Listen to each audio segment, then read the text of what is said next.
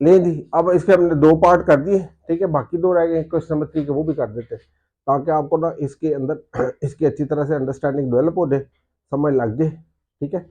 ये जो ओवर है ना, जिस लिखा हुआ 2/3/a, इसको कभी कभी आप मेरे मुंह से ये भी सुन लोगे कि 2/2/3, ठीक है। ये बात, इसका मतलब भी 2/3 है, और 2 अपॉन का मतलब भी 2/3 है। ज़रा ज़रा नई नई इंग्लिश, नई नई चीज़ें सीखा करो, फ़ायदा रहता है, ठीक है। अपनी वोकेबलरी वगैरह इम्प्रूव किया करो, चीज़ें इम्प्रूव किया करो, ठीक है। और ऐसा ऐसा आपको समझ लग जाएगी। फॉर्मूले लिखे रहने देते हैं क्योंकि उनको हमने अप्लाई करना है। कपड़े से साफ करने से ये कि ज़रा अच्छी तरह साफ हो जाता है डस्टर से थोड़ा साफ नहीं हो जाता। चलो जी, अब हम इसका करते हैं पार्ट नंबर 3। 3 का पार्ट नंबर 3 क्या लिखा हुआ जी? 3 के पार्ट नंबर 3 में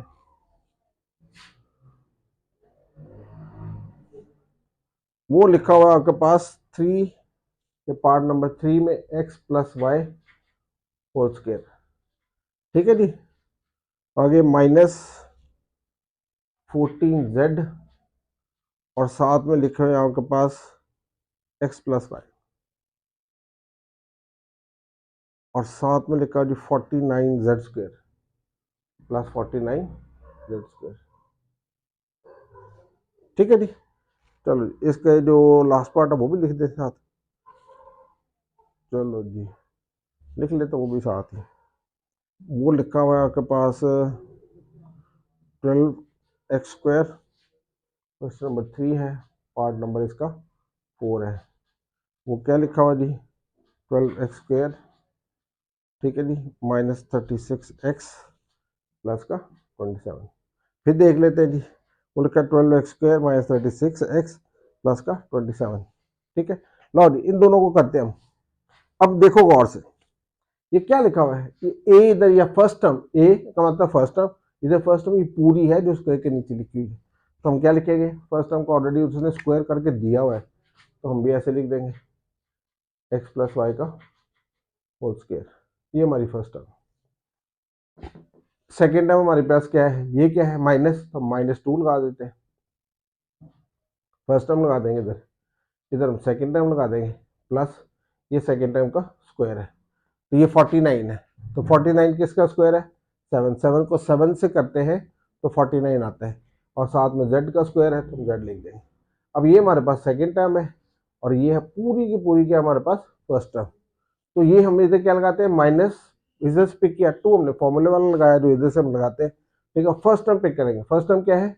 x+y। मैंने आपको बोला है कि जो भी स्क्वायर के नीचे लिखी हो ना ब्रैकेट्स के अंदर, वो आपके पास फर्स्ट टर्म होती है। जो भी स्क्वायर के नीचे ब्रैकेट्स के अंदर दूसरी दफा लिखी हो वो सेकेंड टर्म होती है।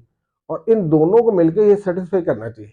ये देखो, ये सेटिस्फाई हो रहा है, हो रहा है, ये वापस आ रहा है 49 आ रहा है, ठीक है। इन दोनों करोगे तो क्या आएगा? 7 2 पहले माइनस आ जाएगा, डन।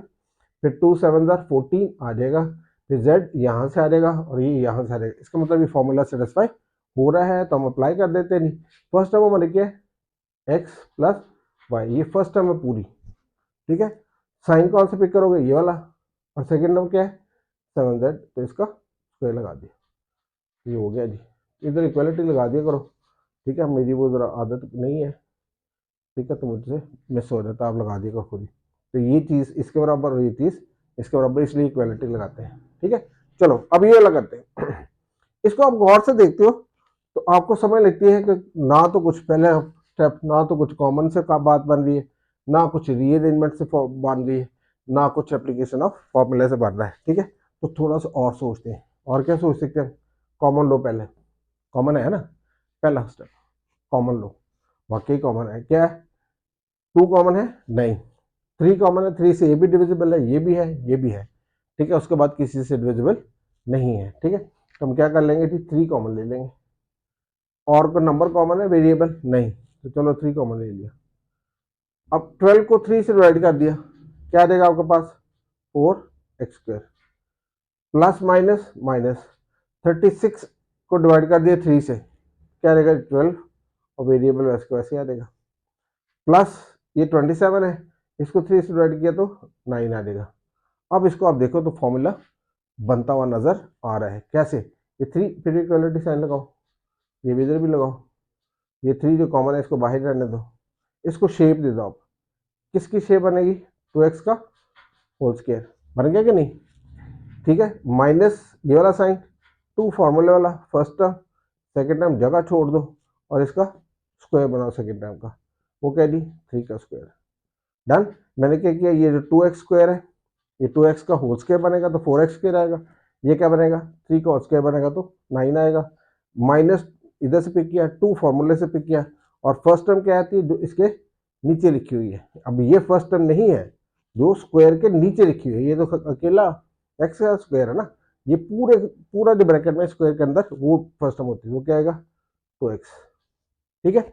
अब इधर सेकेंड टर्म क्या है जो इसमें स्क्वायर के नीचे लिखी है, वो क्या लिखी हुई है 3, वो लगा दिए। अब चेक करो वाकई सारा कुछ आ रहा है वापस के नहीं आ रहा, आ रहा है कैसे, ये देखो 2x का स्क्वायर करेगा तो 4x स्क्वायर बनेगा, 3 का स्क्वायर करेंगे तो 9 बनेगा, इनको मल्टीप्लाई करते हैं, 2 पहले माइनस आएगा, 2 2 दर 4 4 3 दर 12x, तो ये बन गया। तो अब ये मतलब है कि ये बन गया सब कुछ 3 वैसे का वैसे, ये जो बाहर चल रहा है, ठीक है, इक्वालिटी साइन भी लग गया, मैं भूल भी जाऊँ तो आप लोग खुद लगा लेना। उसके बाद क्या आएगा जी आपके पास, फर्स्ट टर्म जो स्क्वायर के नीचे वो 2x, साइन आप यहाँ से पिक करते हो माइनस, सेकेंड टर्म आप यहाँ से पिक करते हो, इसका स्क्वायर आ गया, ठीक है, ये देखो 2x, ठीक है, ये माइनस और ये 3 और उसका स्क्वायर, तो ये फॉर्मूला, ये आंसर आ गया, ठीक है। अब इसका स्क्रीनशॉट लो, मैंने इसके चारों पार्ट कर दिए, ठीक है। उम्मीद है कि आपके ये चारों के चारों पार्ट्स आपको समझ आ गए होंगे, ठीक है। क्या रूल था, रूल ये था कि सबसे पहले आपने क्या करना है, कॉमन चेक करना है, फिर रीअरेंज करके कॉमन, फिर एप्लीकेशन ऑफ फॉर्मूला, ठीक है। अगले शायद वो आएंगे मिडल ब्रेकिंग के, तो उसको करेंगे। चलो इसको रब करते हैं और आगे देखते हैं कि आगे क्या आ रहा है। ये क्वेश्चंस ऐसे हैं जिनको आप बार बार प्रैक्टिस करो, याद रखो कि ये बेसिक फॉर्मूला, बेसिक नीड है, ये आएगी ना ये चैप्टर, ठीक है, तो फिर आपको आधा मैथ्स वैसे आ जाएगा। वैसे वो लोग जिन्होंने आगे एफएससी वगैरह में मैथ्स करना है तो उनको इसमें मास्टर होना चाहिए, इनको इसमें बहुत ज़्यादा प्रैक्टिस करनी चाहिए। याद रखो मास्टर होने के लिए एक चीज़ ज़रूरी है और वो है प्रैक्टिस। जिस तरह मैंने आपको पहले भी कई दफ़ा एग्जाम्पल दी कि अगर आप मोबाइल का काम सीखना चाहते हो एज ए टेक्नीशियन, ठीक है, तो आप उसको एक दफ़ा खोल के, कोई भी आपको एक्सपर्ट एक दफ़ा खोल दे तो आप उसको असेंबल नहीं कर सकते, आपके सामने वो खुले और आपको कहे असेंबल करो तो आप नहीं कर सकोगे एक दफ़ा से, आप उसको 10 दफ़ा खोलोगे, ठीक है, इसका मतलब आपको प्रैक्टिस करनी पड़ेगी बार बार, तो फिर वो आप उसको असेंबल कर सकोगे। तो यही है practice makes the man perfect, तो आपको उसको प्रैक्टिस करना है। अब क्वेश्चन नंबर करते हैं 4, ठीक है जी। अब क्वेश्चन नंबर 4 में देखते हैं कौन कौन से पार्ट करने चाहिए। एक मिनट पहले खोल लेते हैं इसको, फिर इसको चेक करते हैं कि आपके पास कौन कौन से पार्ट्स कर सकते हो। लो जी, क्वेश्चन नंबर 4 में आएगा आपके पास, उसका फर्स्ट पार्ट है जी, ये तो मार्केट ढीला पड़ गया, इसको छोड़ देते हैं, दूसरा ले लेते हैं। तो क्वेश्चन नंबर 4 और पार्ट नंबर 1 क्या इसमें, 3x² माइनस 75, 3x² माइनस 75, ठीक है, y²। अब मैंने एक ही दफ़ा लिख दिया, क्वेश्चन है क्या, ये सारी एक्सरसाइज है फैक्टराइज, तो मैंने ये एक ही दफ़ा लिख दिया, ठीक है, तो आपको समझ लग गई कि मैं कर क्या रहा हूँ। चलो जाओ ज़रा इसको करते हैं, मैं ज़रा वीडियो देख के आता हूँ, ट्राई करते हैं।